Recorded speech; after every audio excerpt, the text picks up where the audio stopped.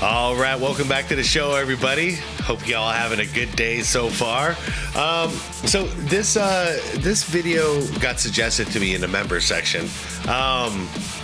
This is called Rare Footage That You Probably Didn't Even Know Existed. And this is from Cosgrove, if you couldn't tell from that, I want to say, like, cryptic title that he usually does. So once again, I have no idea what this video is, and I have no context to talk about, and I kind of like it because Cosgrove never really lets me down. So it's cool not knowing what this is, except for when you're trying to do an intro, which means I should just skip past this intro because I have nothing to say about a video. I have no idea what it's about. Anyways, you guys, I'm going to link the original video down below in the description like I always do. There you'll also see a list of channel members. Shout out to you guys. I appreciate you guys so much. Guys, let's figure out what this video is together, huh? Like the video, I'd appreciate it. Here we go. Hope you all are having a good day. It's another hot one over here, no surprise. But October's coming soon. Relief is coming.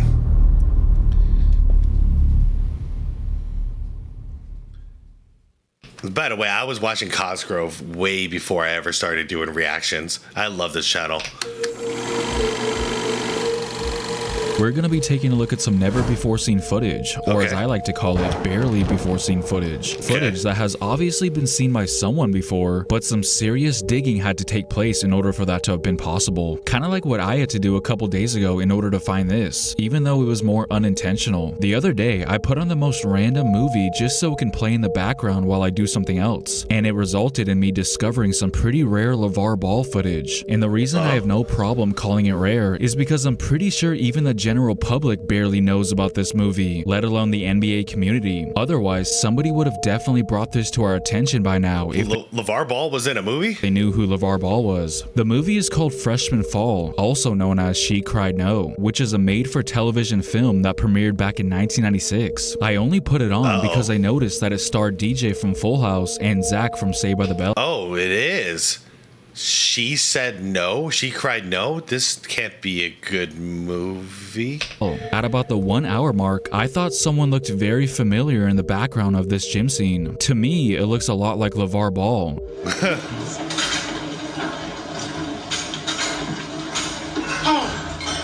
who are you chasing? Someone just like me. I'm through running. It's currently streaming on Amazon. Wait, I mean, was he just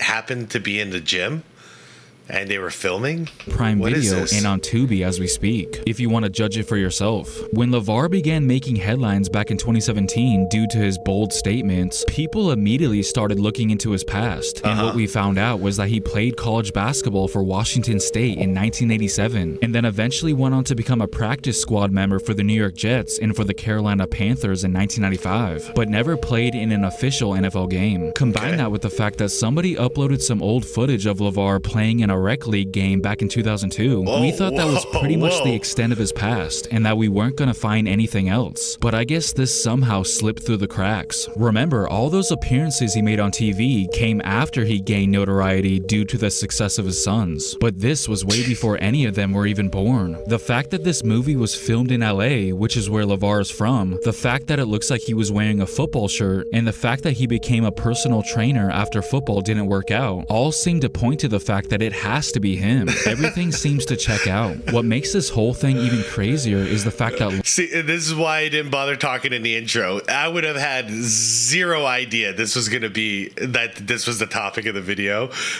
I'm interested though. Lonzo made an appearance on Fuller House back in 2017. Whoa, really?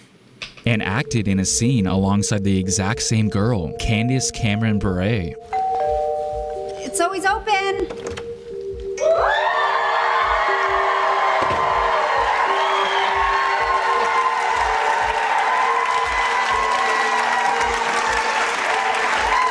Lonzo Ball. Damn, can I just say DJ looking good? DJ looking good. Not bad. Los Angeles Lakers. Props. Eve Hill, the Bay Area Podiatry Association. Little do we know at the time that his dad worked with her too, long before that. I wonder if Lavar and Candace even realizes it. Do you guys think it even registered to them? It's crazy to think that she had no idea that she would eventually work with this guy's son years later, who was just a random background extra to her at the time, walking right past him. I believe I'm the only one on the internet to point this out, and again, I'm not surprised, because how many people can say they've seen this movie and at the same time is also aware of Lavar Ball's existence? A freshman party ended in a DP. Damn. Wait. So wait, it's the same movie with two different names? Freshman fall and She Cried No. What? I'll tell you what, I definitely ain't watching that movie though. And with the recent news of Lavar losing his foot after his serious medical issue, it's awfully ironic that the main focus of this scene was actually Lonzo's foot. I don't know about you guys, but sometimes I like to revisit the moment certain players were drafted, just to reminisce on where it all began. But I lost all hope of ever being able to go back and watch a 3-time MVP get drafted, Nikola Jokic, because I've been repeatedly told over and over that his name was unfortunately called during a Taco Bell commercial, which obviously nobody cared at the time, with it taking place in the second round and all. Yeah, I've always heard about this too. Like, it was such a disrespect. I mean, I don't want to say it's disrespectful because he was low in the draft, but that's used as the example of, yeah, that's just how low he was. He got drafted during a Taco Bell commercial. Cosgrove about to say that's not true? You were the 41st pick in the draft. A Taco Bell commercial was running when your pick was announced. What do you think of that now? They believe in the fat boy, and it seems like it worked out.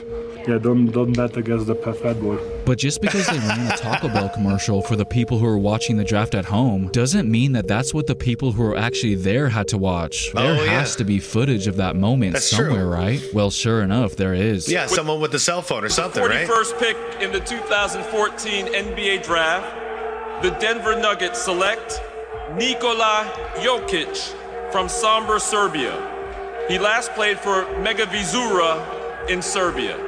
I didn't even know that this footage existed until recently, because I thought, what's the point of even looking for it when all that's gonna pop up is this Taco Bell commercial? Once Jokic became a superstar, only then did they put in the effort to find it. Here's another piece of footage that was locked away for a while and has I'm guessing he wasn't there. He wasn't present for being drafted. Recently resurfaced. You see, apparently a fan illegally taped a Chicago Bulls game from his courtside seat when he wasn't supposed to, and ended up capturing some pretty interesting footage of Michael Jordan going at it with a fan during a regular season matchup against the Cleveland Cavaliers on November 9th. Oh, it's Cleveland. 95. Yeah, it's probably I can see it. Oh, and it's 45, Jordan. So he's just coming back. To 1995, a courtside heckler made a big mistake. He decided to taunt Michael Jordan, but he didn't just criticize Jordan's game. He went after his shoes, the iconic Air Jordan 11. I remember this. I think this was in a Jimmy High Roller video. Concords. I might go out the shoes. Go back to the old one. You were better.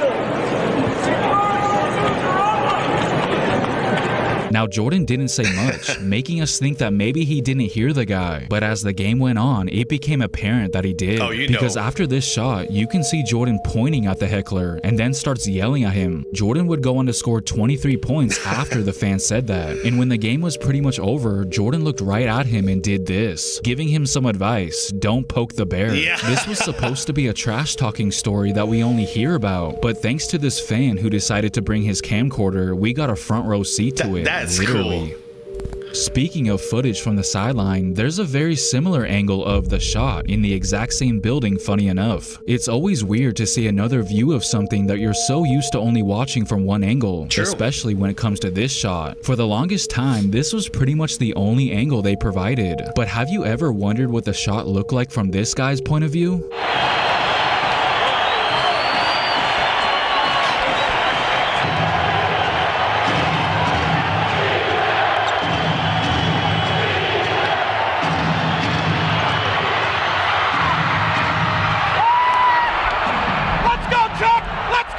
Missed his jump. Michael, you stuck it, baby! Yeah! Like Dude, that's so cool to hear his teammates. I thought Magic Johnson was done playing basketball after his 1996 season with the Lakers. But did you know that he actually played overseas in Sweden just 3 years later? Okay, I heard about this, and the games are on YouTube. It didn't last long from what I remember. One night I went down the rabbit hole with this. Same thing with, did you guys know Allen Iverson played in the Big Three for just a tiny bit? It's not really worth a watch, you guys, but if you're curious, the footage is out there, and so is this. In 1999, Magic briefly joined a team that competed in the Swedish league, which had been renamed in his honor after he invested in the club. Yeah. His involvement was part of a promotional effort to boost basketball's popularity in Sweden. Yeah, that's how I understood it too. This was more of a business move than him really making a basketball comeback. But whatever, he could still hoop at this point, and it brought out a crowd, so it was a good way to promote some excitement. He explained in this tweet, Magic was 40 years old at the time, playing in a total of 5 games, where they would go undefeated during that span. Crazy. Which included Magic scoring 30 points in one of the games, and was able to dish out 11 assists within the first 3 minutes of another, drawing significant media attention and large crowds in the process. But unfortunately, the team went bankrupt after he left the next year. Although his time in Sweden was short-lived, it created memorable moments for Swedish basketball fans. I never thought I would see Magic playing in another uniform, just like that was also because that was in the 90s, the late 90s, right? So that was also, a good step forward into the rest of the world kind of getting integrated into this global basketball thing. I thought I would see a player get into a shoving match with a team official. Uh-oh.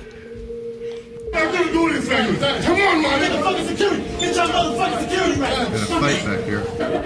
We've seen instances certainly come close to this, and have even heard stories of a lot worse. But this isn't some urban legend, as we finally get to see video of something like this, instead of having to just take someone's word for it. Vince Carter and I never, ever, ever had a physical confrontation. Ever. Scoop slam, it's over with. I won. While some of you might not consider this last one to be rare, I've never seen this clip of Michael Jordan reacting to LeBron's decision to join Miami. Wait, what? What? So it is to me. Is the NBA better off for this big player shuffle we just saw this past week? That's yet to be determined. I think, there's no way that, just hindsight, I would have never, called up Larry, called up Magic and say, hey, let's get together and play on one team. In all honesty, I was trying to beat those guys. I don't know if they would have been on my team. If we'd been on our team, obviously, when you look at the Dream Team, they were on our team, and it wasn't too much of a competitive thing. I'm a competitive guy, and, I like to play against competitive players and, see what happens from there. All right, good luck to you and the Bobcats this season. Thanks. Damn. No surprise. No surprise. When Cosgrove comes up with something like that, where it's like, oh, then did you know? It makes you think for a second. Wait a second. Is this gonna sound different than what I expect? Nah, it's Jordan just saying exactly what I would expect him to say. It's just the truth. He never would, because he could have, and they all chose not to. And he's saying the same thing we all said in 2010 when LeBron joined the Miami Heat. It was just like, oh, okay. So he stopped trying. Basically he gave up. So that's why I never look back. And I always say, I haven't been a fan of his for 15 years, because when you give up like that and you're just going to stack the deck, it's like it's over. I don't want you to win now, because I don't like people winning like that. Anyways, this was a crazy video. Good stuff. Thank you for the recommendation. There's a lot of footage in here I didn't know ever existed. So thank you for the recommendation. That was really cool. Anyways, you guys, let me know what your thoughts are. You heard all my thoughts going through this. Man, I just love hearing what Michael Jordan has to say there. That's all I'm thinking about now is the end, because that's it, man. I'm a competitive person. I like competing against competitive people. That's a sport. That's what this is all about. Anyways, you guys, let me know what your thoughts are. Like the video, subscribe to the channel if you want more content like this, and most importantly, be water, my friends.